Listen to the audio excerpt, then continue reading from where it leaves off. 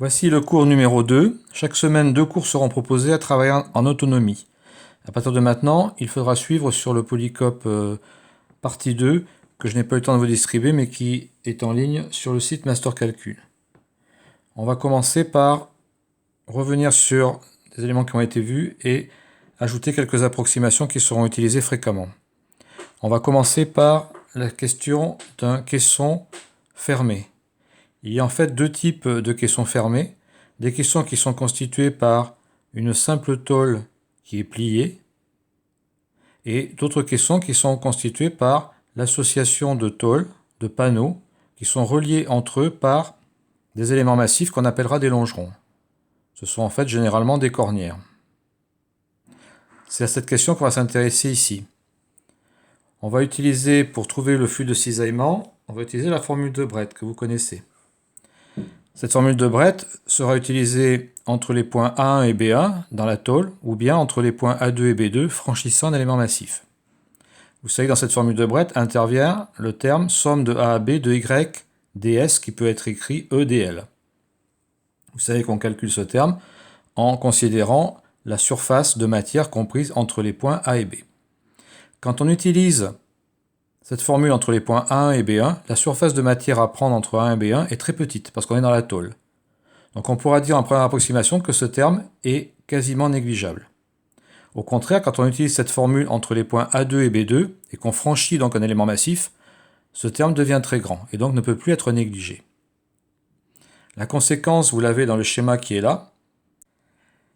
Quand on applique la formule de Brett dans le panneau supérieur, on a un flux φ1 qui sera invariant. Au passage de cet élément massif, φ1 va subir un saut et devenir φ2 dans le panneau latéral gauche. Puis à nouveau un saut ici pour devenir φ3 dans le panneau intrado. Et enfin un dernier saut pour devenir φ4 dans le panneau latéral droit. On a donc un flux constant dans les différents panneaux qui subit un saut au passage de chaque angle. Nous allons maintenant considérer un autre problème que vous connaissez, puisqu'il s'agit du problème de la poutre en I, encastrée à l'origine et soumise à un effort F à l'extrémité. Cette poutre travaille en flexion, donc il est question d'un champ de contrainte sigma x, avec la formule que vous connaissez, sigma x égale moins mz sur iz fois y. Ceci est reporté sur le schéma, où l'on voit que la semelle supérieure travaille avec une contrainte sigma x négative, la semelle inférieure avec une contrainte sigma x positive, et on a cette variation linéaire dans l'épaisseur avec une contrainte nulle sur la fibre moyenne, quand y est égal à 0. Cette poutre a également l'effort tranchant, et on a vu que la contrainte, ou le flux comme vous préférez, peut être déterminé par la formule de Brett, avec la variation qui est donnée ici. Vous remarquez qu'en B, le flux est doublé, pourquoi? Parce qu'on suit le parcours A, B, C, D, E, et que, arrivant de A, vient s'ajouter le flux qui vient de A' pour repartir vers C. C'est pour ça qu'à la sortie de B vers C, le flux est doublé par rapport à ce qu'il valait venant de A. Dans l'âme, on sait que la variation est parabolique avec un maxi atteint en C. Ces résultats sont les résultats issus de la théorie des poutres. Voyons maintenant ce que nous allons pouvoir poser. On remarque sur la figure de la contrainte sigma x que ce sont essentiellement les semelles qui travaillent. Donc on va poser que la semelle supérieure et la semelle inférieure travaillent comme des poutres à l'effort normal pur. La semelle supérieure travaille en compression pure, la semelle inférieure travaille en tension pure. On appelle N cet effort, qui est le même en haut et en bas, puisque leur somme doit être égale à 0.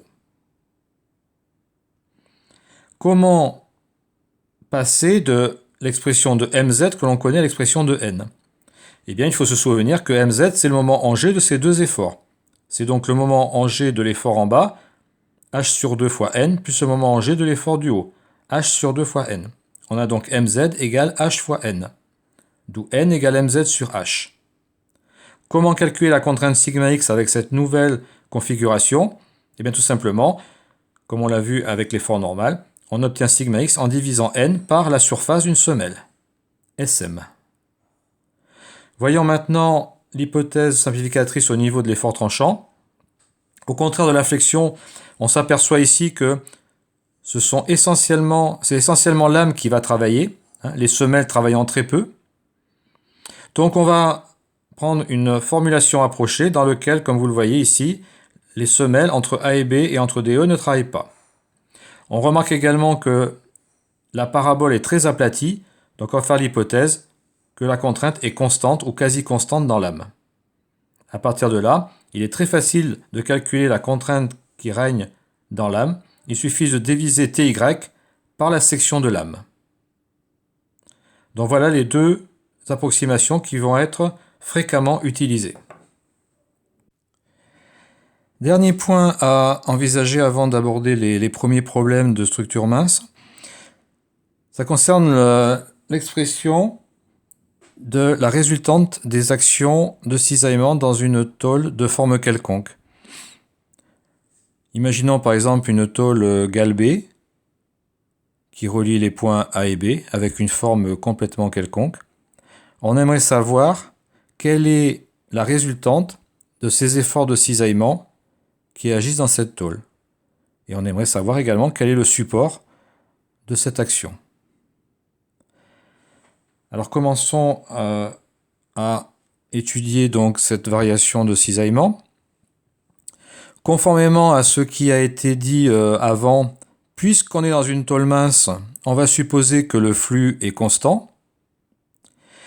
Et si on s'intéresse à un petit tronçon ici de longueur dl, comme le flux phi, c'est par définition, comme vous le savez, l'effort qui agit par unité de longueur, et bien en multipliant phi par le vecteur dl, on obtient le petit effort élémentaire qui agit sur ce petit morceau.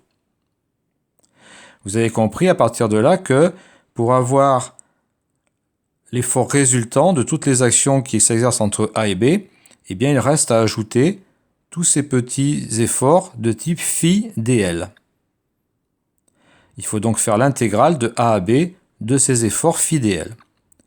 Comme le flux est constant, le flux phi sort de l'intégrale. On va donc avoir à calculer phi que multiplie l'intégrale, donc la somme de tous ces petits vecteurs dl. Et quand on fait la somme de tous ces petits vecteurs dl, mis bout à bout, eh bien on obtient le vecteur AB. On vient donc de montrer très simplement que la résultante des actions de cisaillement qui agissent entre A et B, c'est tout simplement phi que multiplie le vecteur AB. Autrement dit, c'est phi que multiplie h, suivant une direction qui est la direction qui passe par les points de coupure A et B. Ce vecteur phi h, eh bien c'est le vecteur qui correspond à la somme de toutes les actions de cisaillement qui agissent dans cette tôle. Maintenant que l'on connaît la résultante des actions de cisaillement, on va essayer de trouver où se trouve la ligne d'action. Pour connaître la position de la ligne d'action, il faut passer par l'expression du moment. On va donc calculer le moment en haut, point quelconque pris entre A et B, des actions de cisaillement. On va commencer par calculer le moment en haut de l'effort phi dl dont on a parlé précédemment. Le vecteur dl est ici appelé PQ. Le moment en haut de cet effort, c'est OP que multiplie phi dl.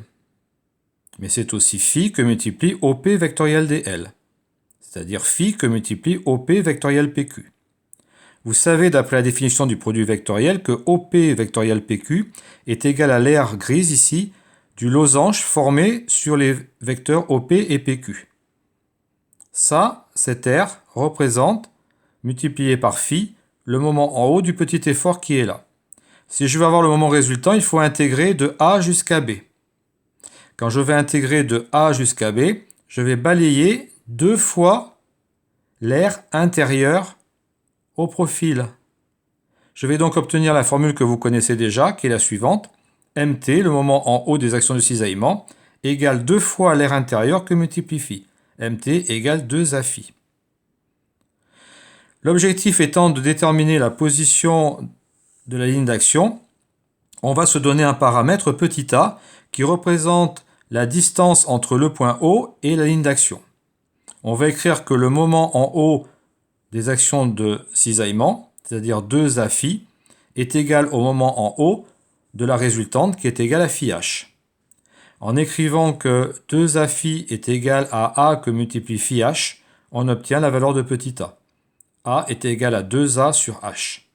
A représente la position par rapport au point O de la résultante des actions de cisaillement qui agissent dans la tôle galbée.